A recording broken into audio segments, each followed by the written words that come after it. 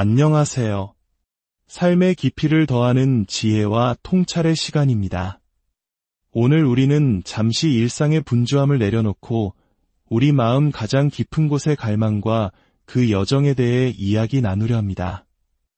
이 성찰의 시간이 여러분의 마음에 평안을 가져다 준다면 소중한 이에게 이 영상을 공유하는 것 또한 하나님의 사랑을 나누는 아름다운 방법이 될 것입니다.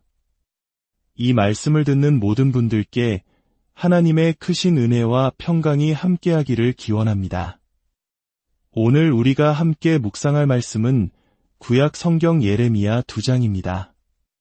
예레미야 2장 1절에서 8절, 그리고 23절에서 32절까지의 말씀을 봉독하겠습니다. 여호와의 말씀이 내게 임하니라 이르시되 가서 예루살렘의 귀에 외칠지니라. 여호와께서 이와 같이 말씀하시기를 내가 젊었을 때의 인애와 내 결혼 때의 사랑 곧 씨 뿌리지 못하는 땅 그 광야에서 나를 따랐음을 내가 너를 위하여 기억하노라. 이스라엘은 여호와를 위한 성물 곧 그의 소산 중 첫 열매이니 그를 삼키는 자는 모두 벌을 받아 재앙이 그들에게 닥치리라. 여호와의 말씀이니라. 야곱의 집과 이스라엘 집의 모든 족속들아 여호와의 말씀을 들으라. 나 여호와가 이와 같이 말하노라. 너희 조상들이 내게서 무슨 불의함을 보았기에 나를 멀리하고 가서 헛된 것을 따라 그들 자신도 헛되이 되었느냐? 그들이 말하지 아니하기를 우리를 이집트 땅에서 인도하여 내시고 광야 곧 사막과 구덩이 땅, 건조하고 사망의 그늘진 땅, 사람이 그곳으로 다니지 아니하고 그곳에 사람이 살지 아니하는 땅을 우리가 통과하게 하시던 여호와께서 어디 계시냐 하지 아니하였도다. 내가 너희를 기름진 땅으로 인도하여 그것의 열매와 그것의 아름다운 것을 먹게 하였거늘 너희가 들어와서는 내 땅을 더럽히고 내 기업을 가증한 것으로 만들었도다. 제사장들은 여호와께서 어디 계시냐 말하지 아니하였으며 율법을 다루는 자들은 나를 알지 못하며 관리들도 나에게 반역하였고 선지자들은 바알의 이름으로 예언하고 무익한 것들을 따랐느니라. 내가 어찌하여 나는 더럽혀지지 아니하였다. 나는 바알들의 뒤를 따르지 아니하였다 말하겠느냐? 골짜기 속에 있는 내 길을 보라. 내가 행한 바를 알 것이니라. 발이 빠른 어린 암낙타가 그의 길을 어지러이 달리는 것 같으며 너는 광야에 익숙한 들나귀가 그의 성욕이 일어남으로 바람을 향하여 헐떡거림 같았도다. 그 발정기에 누가 그것을 막을 수 있으리요? 그것을 찾는 수컷들이 수고하지 아니하고 그 발정기에 만나리라. 내가 말하기를 내 발을 제어하여 벗은 발이 되게 하지 말며 목을 마르게 하지 말라 하였으나 오직 너는 말하기를 아니라 이는 헛된 말이라. 내가 이방신들을 사랑하였은즉 그를 따라가겠노라 하도다. 도둑이 붙들리면 수치를 당함같이 이스라엘 집 곧 그들의 왕들과 지도자들과 제사장들과 선지자들이 수치를 당하였느니라. 그들이 나무를 향하여 너는 나의 아버지라 하며 돌을 향하여 너는 나를 낳았다 하고 그들의 등을 내게로 돌리고 그들의 얼굴은 내게로 향하지 아니하다가 그들이 환난을 당할 때에는 이르기를 일어나 우리를 구원하소서 하리라. 내가 만든 내 신들이 어디 있느냐? 그들이 내가 환난을 당할 때에 구원할 수 있으면 일어나게 하라. 유다여, 너의 신들이 너의 성읍 수와 같도다.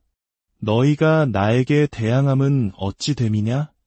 너희가 다 내게 반역하였느니라. 여호와의 말씀이니라. 내가 너희 자녀들을 때린 것이 무익함은 그들이 징계를 받아들이지 아니함이라. 너희 칼이 사나운 사자 같이 너희 선지자들을 삼켰느니라. 너희 이 세대여 여호와의 말을 들어보라. 내가 이스라엘에게 광야가 되었었느냐? 캄캄한 땅이 되었었느냐? 무슨 이유로 내 백성이 말하기를 우리는 노였으니 다시 죽게로 가지 아니하겠다 하느냐? 처녀가 어찌 그의 폐물을 입겠느냐? 신부가 어찌 그의 예복을 입겠느냐? 오직 내 백성은 나를 잊었나니 그 날수는 셀 수 없거늘. 이것은 하나님의 말씀입니다. 우리는 종종 죄와 악에 대해 이야기하는 것을 어려워합니다. 마음 한구석을 희미하게 짓누르는 과거의 잘못들, 혹은 세상에서 벌어지는 부조리한 일들을 보며 도덕적인 분노를 느끼면서도 죄나 악이라는 단어를 사용하는 것이 마치 누군가를 억압하거나 시대에 뒤떨어진 것처럼 여겨지는 사회 분위기 속에 살고 있기 때문입니다. 하지만 우리 안에는 분명 설명할 수 없는 어떤 영적인 실체에 대한 감각이 남아 있습니다. 성경은 우리가 잃어버린 이 영적 실체에 대한 풍성한 어휘를 제공합니다. 우리가 미처 알지 못했던 죄의 깊고 다층적인 의미를 보여주며 우리 자신을 이해하게 돕습니다. 지난 시간 우리가 죄를 하나님을 축소시키는 행위로 정의했다면 오늘 우리는 죄란 하나님을 다른 것으로 대체하는 것이며 그 결과는 영혼의 중독임을 예레미야의 말씀을 통해 깊이 들여다보고자 합니다. 오늘 말씀은 영적으로 쇠퇴해가는 한 민족을 향한 예레미야의 예언입니다. 그는 세 가지 중요한 영적 역학관계를 우리에게 보여줍니다. 바로 영적 끌림의 역학, 영적 중독의 역학, 그리고 영적 회복의 역학입니다. 이 여정의 끝에서 우리는 죄와 악에 대한 우리의 이해가 얼마나 풍성해질 수 있는지, 그리고 그것이 우리 삶에 얼마나 실제적인 변화를 가져올 수 있는지 깨닫게 될 것입니다. 첫째, 영적 끌림의 역학에 대해 이야기해 보겠습니다. 예레미야는 오늘 본문 전반에 걸쳐 놀라울 정도로 강렬한 성적인 이미지를 사용합니다. 하나님께서는 이스라엘 백성이 우상을 숭배하는 것을 묘사하며 모든 높은 산 위와 모든 푸른 나무 아래에서 내가 몸을 굽혀 행음하였도다 라고 말씀하십니다. 히브리 원문은 더욱 직설적으로 내가 다리를 벌렸다고 표현합니다. 왜 하나님께서는 이토록 충격적인 이미지를 사용하시는 걸까요? 단순히 우리의 주의를 끌기 위함일까요? 아닙니다. 여기에는 깊은 가르침이 담겨 있습니다. 성경 전체를 통해 하나님은 자신을 경배하는 것을 종종 결혼관계, 즉 가장 친밀한 사랑의 관계로 묘사하십니다. 반대로 다른 것을 숭배하는 행위는 영적인 간음, 즉 외도로 표현됩니다. 하나님은 말씀하고 계십니다. 지금 이 순간 당신의 영혼 깊은 곳에서는 육체적 끌림만큼이나 아니 그보다 훨씬 더 강력한 영적인 끌림이 일어나고 있다고 말입니다. 당신은 영적으로 무언가와 함께 누워 있으며 무언가의 품에 자신을 맡기고 있다는 것입니다. 당신의 영혼은 결코 홀로 존재할 수 없습니다. 육체적인 끌림을 생각해 봅시다. 때로 그것은 우리의 이성이나 지혜, 심지어 양심까지도 압도할 만큼 강력합니다. 생물학자들은 이러한 강력한 끌림의 근원을 종족 번식의 본능에서 찾습니다. 남성과 여성이 가진 고유한 생명의 요소가 결합하지 않으면 인류는 존속할 수 없습니다. 즉, 우리는 생물학적으로 불완전하며 서로를 통해 온전해지도록 창조되었습니다. 예레미야는 바로 이 지점에서 우리를 들나귀에 비유합니다. 발전기의 암컷 들나귀가 이성을 잃고 헐떡이며 수컷을 찾는 것처럼 우리 영혼에도 채워지지 않는 갈망이 있다는 것입니다. 바로 이 지점이 중요합니다. 이 본문은 이스라엘의 성적인 문란함에 대해 말하는 것이 아닙니다. 이것은 전적으로 종교, 즉 우리의 영혼이 무엇을 예배하고 있는가에 대한 이야기입니다. 우리 영혼은 스스로 삶의 의미나 가치, 안정감을 만들어낼 수 없습니다. 마치 우리가 스스로를 복제하여 생명을 이어갈 수 없는 것과 같습니다. 나는 나 자신을 사랑하는 것으로 충분해라고 말할 수 없습니다. 나 자신의 행복을 위해 살 거야 라고 다짐해도 진정한 의미를 찾을 수 없습니다. 우리 영혼은 우리 자신보다 더 큰 무언가에 연결되어야만 합니다. 그것이 우리 삶의 의미와 같이 안정감의 원천이 되어야 합니다. 만약 하나님이 당신 영혼의 연인이 아니라면, 만약 당신이 하나님의 품 안에 영적으로 안겨있지 않다면 당신은 분명 다른 무언가와 영적으로 동침하고 있는 것입니다. 그것이 당신의 직업일 수도 있고 사랑하는 사람일 수도 있으며 혹은 돈이나 명예, 심지어는 어떤 숭고한 이념일 수도 있습니다. 당신은 그 대상에게 영적으로 자신을 온전히 내어주고 있는 것입니다. 이는 현대사회가 말하는 영성과는 근본적으로 다릅니다. 서점의 즐비한 마음 챙김이나 영성에 관한 책들은 대부분 우리의 영혼을 고요한 연못처럼 묘사합니다. 조용한 곳에서 명상하고 영감 어린 생각을 함으로써 평온을 얻으라고 말합니다. 하지만 성경이 말하는 영혼은 쉼없이 요동치는 거친 바다와 같습니다. 우리 영혼은 그저 다독여주는 것만으로는 만족할 수 없습니다. 우리 영혼은 사랑을, 황홀경을, 열정을 갈망합니다. 우리 영혼은 텅 빈 두 팔과 같아서 그 공허함을 채우기 위해 필사적으로 무언가를 향해 달려가야만 합니다. 어쩔 수 없어요. 나는 그것들을 따라가야만 해요. 라고 외치는 것입니다. 또한 이는 하나님에 대한 우리의 이해를 완전히 바꾸어 놓습니다. 하나님은 저 멀리서 우리에게 평안이나 힘을 주는 막연한 존재가 아닙니다. 하나님은 단지 우리가 복종해야 할 주권자만이 아닙니다. 하나님은 우리에게 말씀하십니다. 나는 내 영혼의 연인이 되기를 원한다. 나는 내 마음의 중심이 되기를 원한다. 인간이 경험할 수 있는 가장 황홀한 사랑의 순간조차도 내 영혼과 내 영혼이 하나 될 때의 기쁨에 비하면 희미한 그림자에 불과하다고 말씀하십니다.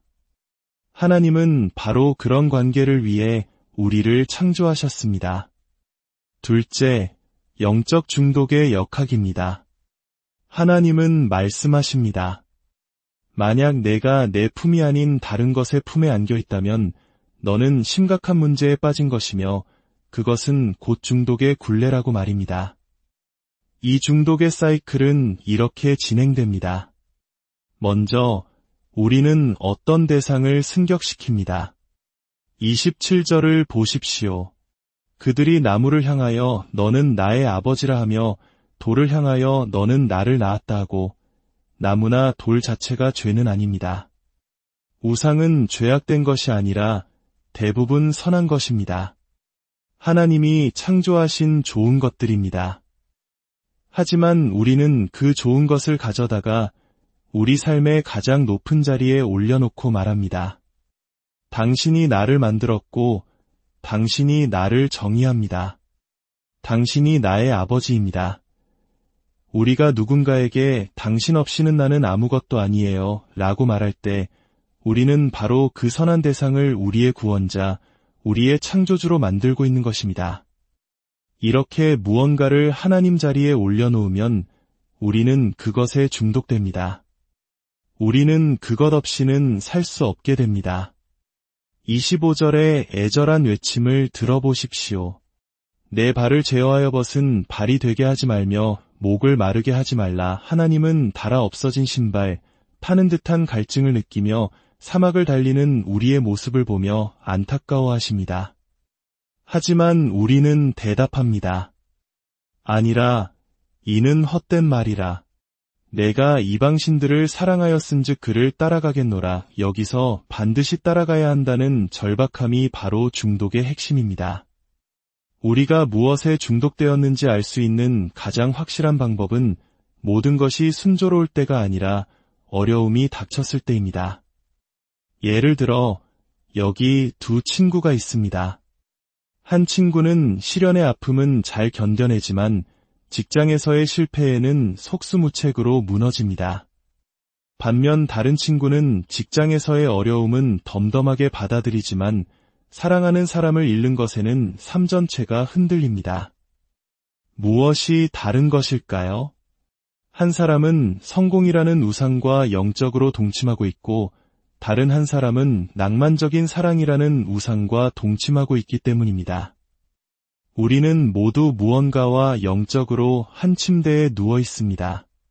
그리고 우리가 중독된 그 대상이 우리에게서 빼앗겼을 때 우리는 비로소 그 실체를 깨닫게 됩니다. 하나님은 도전적으로 물으십니다. 내가 만든 내 신들이 어디 있느냐? 그들이 내가 환난을 당할 때에 구원할 수 있으면 일어나게 하라. 만약 당신이 당신의 배우자를 삶의 중심으로 삼고 살아간다면 언젠가 두 사람 중 한 사람은 다른 한 사람의 관을 보게 될 것입니다. 그 순간 당신의 신이었던 그 사람이 당신을 어떻게 구원할 수 있겠습니까? 만약 당신이 스스로의 도덕적 기준과 선함을 삶의 반석으로 삼았다면 당신이 실수하고 넘어졌을 때 그 도덕적 완전함이라는 신이 당신을 어떻게 구원하겠습니까? 오히려 그 신은 당신을 더 깊은 죄책감의 나락으로 밀어 넣을 것입니다. 마음이 찢어지는 고통의 순간에 이르러서야 우리는 깨닫습니다. 내가 내 삶을 바쳐 쌓아 올린 것들이 나를 결코 구원할 수 없다는 사실을 말입니다. 마지막으로 영적 회복의 역학, 즉 이 치명적인 끌림에서 벗어날 수 있는 길입니다. 이것은 비단 신앙이 없는 사람들만의 이야기가 아닙니다. 오랫동안 신앙생활을 해온 성숙한 그리스도인이라 할지라도 우리의 모든 문제는 바로 이 사랑의 우상들로부터 비롯됩니다. 우리 마음속에 설명할 수 없는 분노, 두려움, 죄책감, 혹은 깊은 권태감이 찾아올 때 우리는 두 가지 질문을 스스로에게 던져보아야 합니다. 지금 내가 이것 없으면 죽는다고 느끼는 것은 무엇인가? 그리고 지금 예수 그리스도보다 나의 실질적인 구원자 역할을 하고 있는 것은 무엇인가? 그렇다면 우리는 어떻게 이 우상들을 다룰 수 있을까요? 성경은 세 가지 놀라운 방법을 제시합니다. 첫째, 죄에 대한 이해를 인격적으로 바꾸는 것입니다. 2절과 3절을 다시 보십시오. 내가 젊었을 때의 인애와 내 결혼 때의 사랑, 곧 광야에서 나를 따랐음을 내가 너를 위하여 기억하노라. 하나님은 마치 갓 결혼한 신혼부부처럼 모든 것이 부족해도 오직 서로만 있으면 행복했던 그 뜨거운 사랑의 순간을 기억하고 계십니다. 만약 우리가 죄를 단순히 하나님의 법을 어기는 것으로만 이해한다면 우리는 자신과 타인을 향한 비난을 멈출 수 없을 것입니다. 그리고 그 비난은 우리의 마음을 더욱 완고하게 만들 뿐입니다. 하지만 오늘 본문은 우리의 어휘를 풍성하게 합니다. 죄는 단순히 법을 어기는 행위가 아니라 하나님의 마음을 아프게 하는 것입니다. 이것은 마치 배우자에게 배신당하는 고통과 같습니다. 내가 모든 것을 내어주고 가장 연약한 모습을 보인 그 사람에게 거절당하고 그가 다른 사람의 품에 안기는 것을 보는 고통 말입니다. 그것은 인간이 겪을 수 있는 가장 끔찍한 심리적 고문입니다. 그리고 성경은 바로 그것이 하나님께서 느끼시는 감정이라고 말합니다. 하나님은 우리를 향한 사랑 때문에 스스로 상처받기 쉬운 존재가 되셨습니다. 그분은 자신의 마음을 우리에게 주셨습니다. 우리가 하나님보다 다른 어떤 것을 더 사랑할 때 우리는 단순히 그분의 법을 어기는 것이 아니라 그분의 심장에 칼을 꽂는 것과 같습니다. 우리가 죄를 이처럼 인격적으로 이해하기 시작할 때 비로소 우리의 완고한 마음이 녹아내리기 시작할 것입니다. 둘째, 하나님의 은혜를 기억하는 것입니다. 6절에서 이스라엘 백성은 그들을 이집트에서 구원하시고 광야를 통과하게 하신 하나님을 잊었다고 말합니다. 그들이 우상 숭배에 빠진 근본적인 이유는 바로 구원의 은혜를 잊었기 때문입니다. 우리를 지배하는 사랑의 우상들을 이기는 두 번째 방법은 예수님께서 우리를 위해 무엇을 하셨는지 영적으로 생생하게 만드는 것입니다. 소설 반지의 제왕에서 절망의 순간에 멀리서 울려 퍼지는 로안 기마대의 뿔라팔 소리는 도시의 구원을 가져다 줍니다. 주인공 피피는 평생 멀리서 들려오는 뿔라팔 소리를 들을 때마다 눈물을 흘렸다고 합니다. 그 소리가 자신을 위해 죽어간 왕과 구원의 순간을 떠올리게 했기 때문입니다. 우리에게는 어떤 뿔납할 소리가 있습니까? 성찬에 참여할 때, 함께 모여 예배할 때, 우리는 구원의 은혜를 기억해야 합니다. 우리를 구원하신 주님은 어디에 계시는가? 라고 끊임없이 묻고 그 은혜를 되새길 때, 우리는 우상의 유혹으로부터 자유로워질 수 있습니다. 셋째, 거울 속에 자신을 바로 보는 것입니다. 32절의 말씀은 놀랍습니다. 처녀가 어찌 그의 폐물을 입겠느냐? 신부가 어찌 그의 예복을 입겠느냐?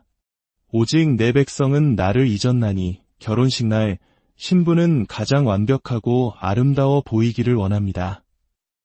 웨딩드레스와 화려한 장신구들은 신부의 결점을 가리고 가장 아름다운 모습으로 빛나게 해줍니다. 어떤 신부도 자신의 결혼식 날 거울 보는 것을 잊지 않습니다. 하나님은 바로 이미지를 사용하십니다. 그런데 놀랍게도 하나님은 우리에게 영적인 아름다움을 위한 무언가를 주겠다고 말씀하지 않으십니다. 하나님은 내가 바로 너의 웨딩드레스이며 너의 장신구이다 라고 말씀하십니다. 우리가 세상에서 그토록 열심히 일하고 완벽한 자녀를 원하고 이상적인 사랑을 꿈꾸는 이유는 무엇입니까? 그것은 스스로를 꾸며 영적으로 아름답고 가치 있는 존재가 되려는 필사적인 노력입니다.